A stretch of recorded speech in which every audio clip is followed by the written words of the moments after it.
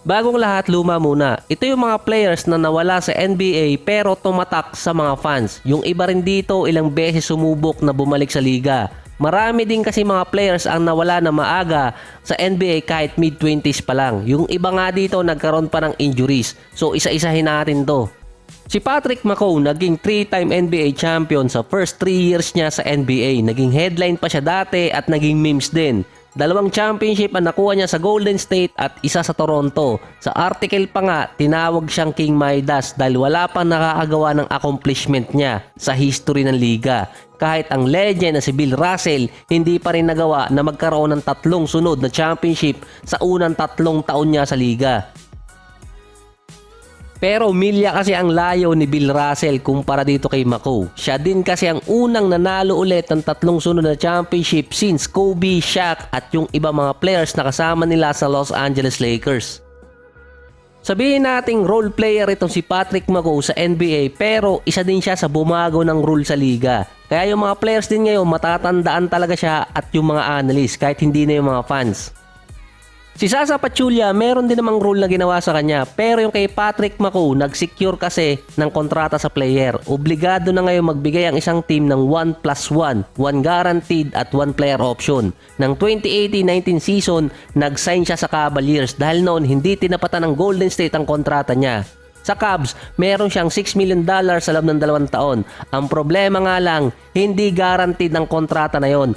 After ng 3 games, binitawan agad siya ng Cavaliers at walang nakuhang pera. Doon pumasok ang Player Association pero base sa rule, hindi kasi bawal yung ginawa ng Cavaliers na mag-sign ng player na walang makukuhang guaranteed contract at pwede agad bitawan. Pero noon, hindi kasi bago yung 1+1. Yun nga lang, hindi pa rule yun. Dahil dati si Kevin Durant, 1+1 sana ang ibibigay sa kanya ng Golden State. Ito yung unang beses na pumunta siya doon para ma-retain kasi agad ng Golden State ang bird right si KD pero hindi nangyari yun, ibang kontrata ang binigay.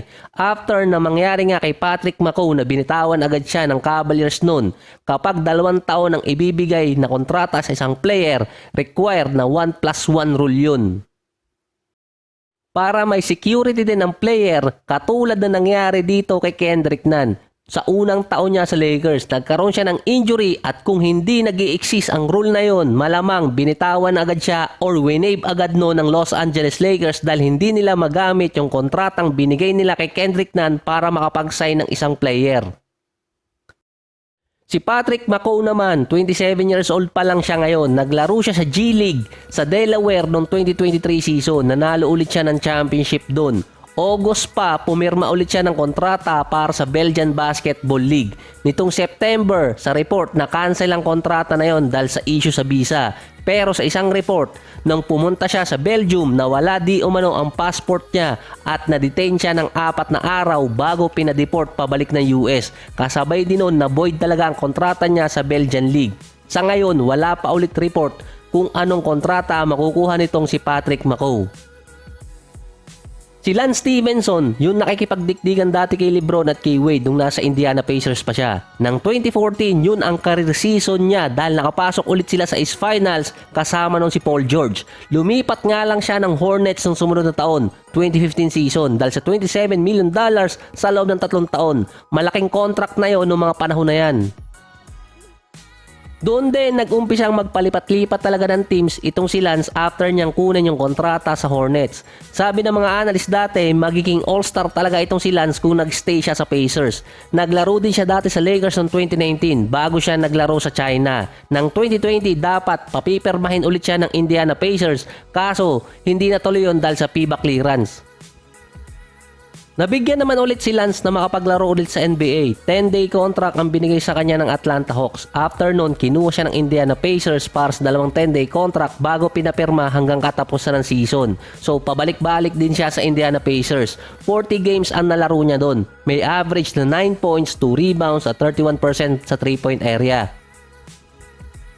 Hindi na nga lang nabigyan ulit ng pagkakataon na mabigyan ng kontrata itong si Lance after ng 2022 season. Nung nakaraang taon naman or ngayon taon lang din 2023, naglaro si Lance para sa Puerto Rico. Ilang former NBA players din ang nag-sign doon. Kaso si Lance inabot lang ng 4 na games bago bitawan.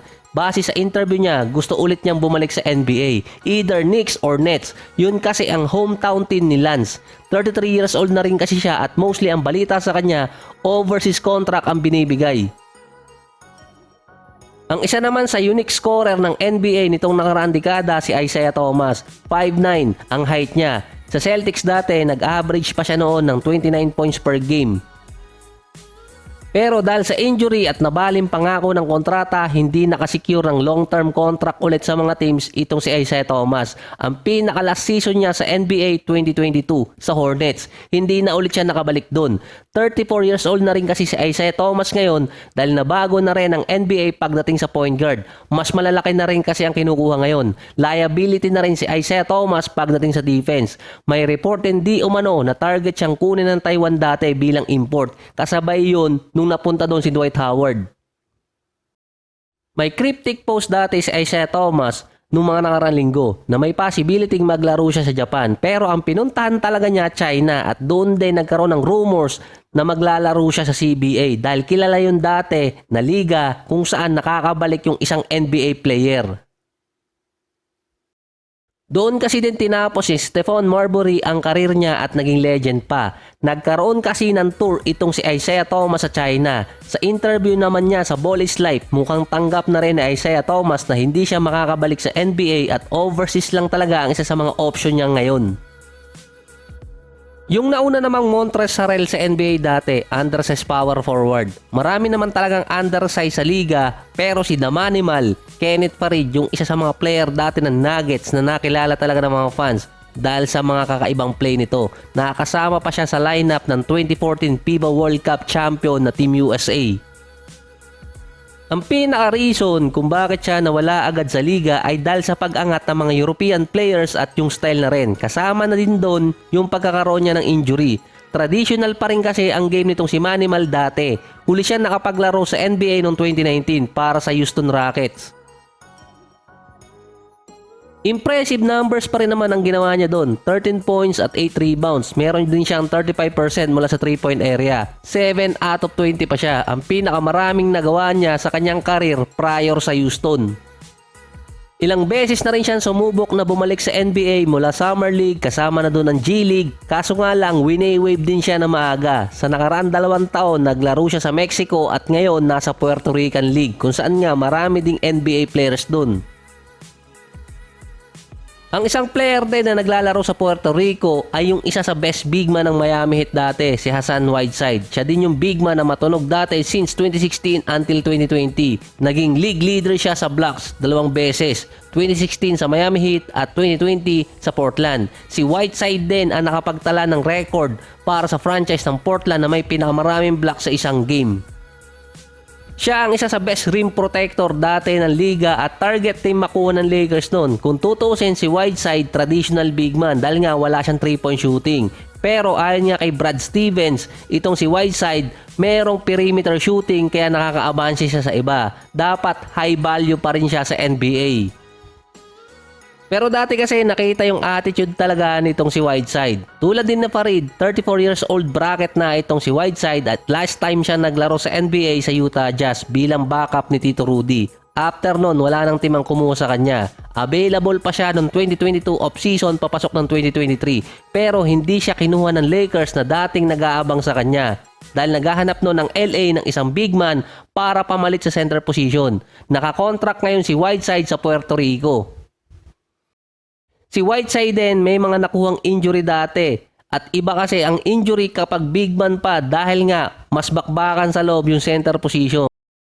Ito yung nakakapagtaka pa dyan. Ang Dallas kasi kailangan talaga ng isang rim protector. Si Hassan Whiteside ang pinaka best option doon kaso hindi pa rin kinuha. Dahil dati sinabi ni Jason Kidd noong 2022 playoffs, nakakalabang kasi nila ang Jazz tapos ang susunod, Suns. Ang sinabi doon ni Jason Kidd, mas makakascore si Ayton at si Jabel Magee sa paint kumpara kina Tito Rudy at Hassan Whiteside. Binalikan din yung sinabi ni Whiteside dati sa Miami Heat na tinawag siyang franchise player pero hindi siya nabibigyan ng bola. So yan muna yung mga players na nawala din sa NBA at ngayon naglalaro sa ibang liga. So hindi ko alam kung paano tatapusin ang episode na to kaya ganito na lang, bigla na mawawala.